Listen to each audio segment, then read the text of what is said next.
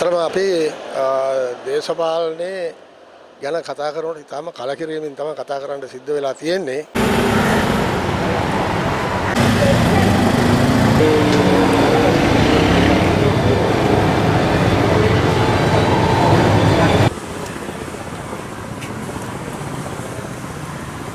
එන්නකො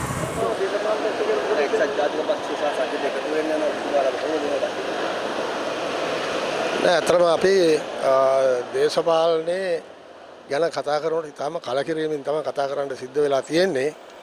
මොකද මේ මම අමාත්‍යවරයෙක් වශයෙන් කටයුතු කරනකොට අනුරාධපුරයේ ජනතාවට බඩ බීජ ලබා දුන්නා කියන එකට තමයි අල්ලස් කොමිසමෙන් නඩු දාලා තියෙන්නේ. ඉතින් ඒ වගේ දේශපාලන වශයෙන් අපි බොහෝම අපහසුතාවයටපත් වෙලා ඉන්න කාලෙක මම කියන්නේ සජබේ එක්සත් ජාතික පක්ෂනේ ඔක්කොම එකතු වෙන්න ඕනේ. ඉතින් සජබේ ඒජාපේ එකතු වීම පිළිබඳව අපි කවුරු සතුටු වෙනවා. ඒ වගේ මේ කදවුරට අපි කවුරුත් එකතු වෙන්න ඕනේ. එකතු වුණොත් තමයි අපේ දේශපාලන ජයග්‍රහණය ඉස්සරහට කරන්න පුළුවන් වෙන්නේ. මම හිතන්නේ ඉදිරියේදී ඒක සිද්ධ වෙයි. ඒ වගේම ඉදිරියේදී ඔබතුමා දේශපාලනය කරනවද කොහොමද? නැත්නම් අපි කවුරු දේශපාලනය කරන අයනේ. දේශපාලනය කරනකොට තමයි හිර යන්න වෙන්නේ, නඩු කියන්න වෙන්නේ. නිකන් ඉන්න අයට නෙවෙයිනේ. ඉතින් ඒ ගැටලුවක් නැහැ. ඉතින් මොන කරදර මැද්දේ හරි මම අවුරුදු 30 ගානක් දේශපාලනය කරපු පුද්ගලයෙක්.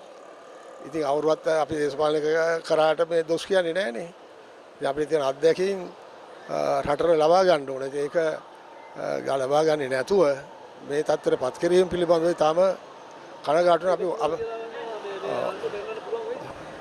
අපි ඇත්තටම අපි විශාල වැඩ කොටසක් රටට කරපු අය. අපිට මඩ ගහනකොට නම් මඩ ගහන්නේ වෙන විදිහකට.